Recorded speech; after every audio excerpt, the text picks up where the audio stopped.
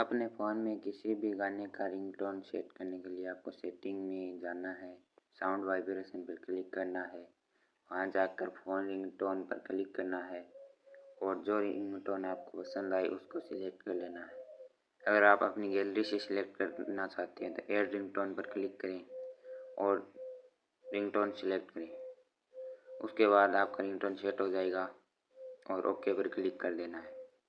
फिर यही आपको ये रिंगटोन डाउनलोड करनी है तो विडमेट ओपन करें और रिंगटोन सर्च करके इसको डाउनलोड पर क्लिक करके MP3 में डाउनलोड कर लेना है और ये रिंगटोन आपके गैलरी में डाउनलोड हो जाएगी। उसके बाद आप रिंगटोन लगा सकते हैं। Thank you.